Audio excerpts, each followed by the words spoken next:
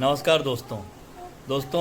Corona महामारी जूबू खासा बीमारी को लेकर मिस्टर मानस सामर्थ की ये रिपोर्ट जो कि मैं अपनी चैनल में प्रस्तुत कर रहा हूँ, आप देखिए।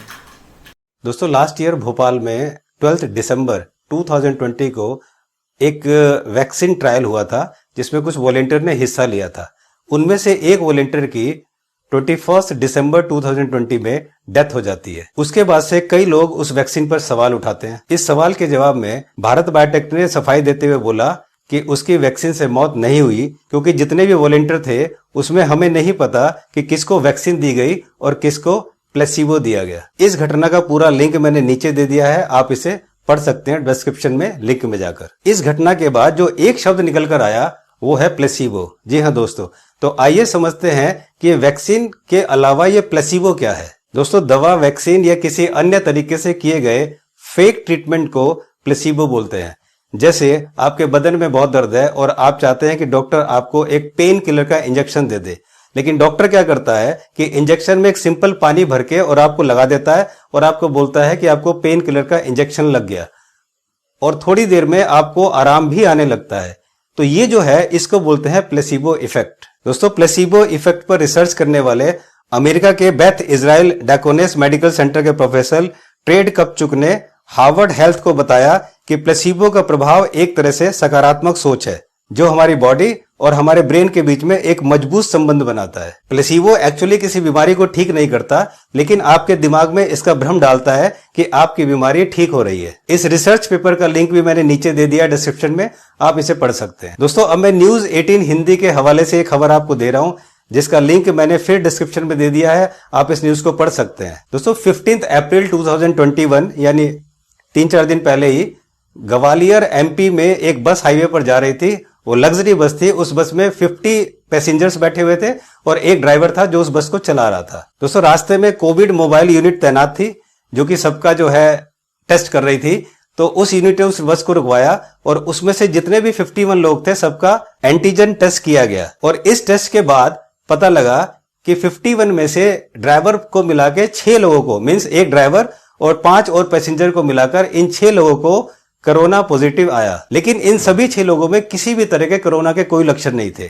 तो उन सब लोगों को आइसोलेशन में घर भेज दिया गया। दोस्तों, जैसी ही ये खबर बस में बैठे हुए लोगों को पता चली, बाकी जितने भी लोग बैठे थे उनको जब पता चला कि बस में से 6 लोगों को कोरोना था, तो उसके बाद सब लोगों को घबराहट, बेचैनी, सिरदर्द और बेहोशी छानी शुरू हो गई और वो सारे लोग परेशान हो गए।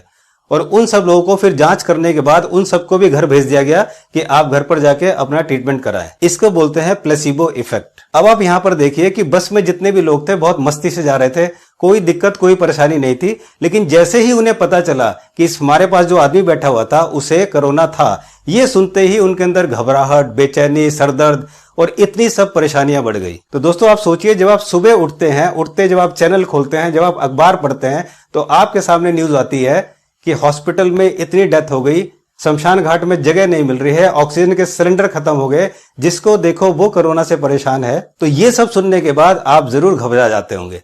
और अगर आप अपने दोस्त यार से फोन पे बात करने के लिए, अपना मूड भी चेंज करने के लिए फोन पे बात करेंगे, तो जैसे ही कॉल करेंगे फिर कोरोना की ट्यून आपको कुछ सेकंड तक परेशान करेगी। और ऐसे में दोस्तों, ये जो मौसम है, जब चेंज होता है, मौसम चेंज होते ही आदमी को सर्दी, जुकाम, बुखार होने लगता है, तो उसको एंजाइटी, स्ट्रेस और ये सब होने लगता है कि कहीं हमें कोरोना तो नहीं हो गया। क्योंकि दोस्तों, एंजाइटी, स्ट्रेस और टेंशन की वजह से हमारे शरीर में बैड हार्मोन्स रिलीज होने लगते हैं और जिसकी वजह से इतनी सारी परेशानियां बढ़ जाती हैं। मैं ये सब इसलिए जानता हूं दोस्तों क्योंकि 2019 में जब मैं एक हार्ट का पेशेंट था और जब मुझे ये दिक्कत परेशानी होती थी, तो सबसे पहले मेरे सांस लेने में दिक्कत होती थी, और जैसे ही मुझे सफोकेशन होता था, सांस में दिक्कत होती थी, तो मैं एकदम से मेरी हालत खराब हो जाती थी।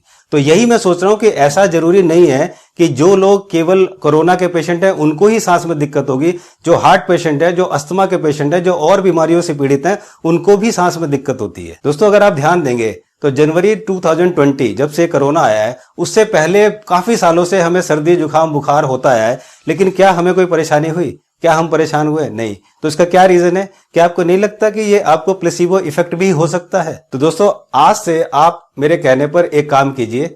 अगर आपको अच्छा लगे तो मेरी ये सलाह जरूर मानना कि आज अगर आपको कोरोना बोलना हो तो कोरोना की जगह आप बोलो जुबू खासा। जी हाँ दोस्तों, जुबू खासा।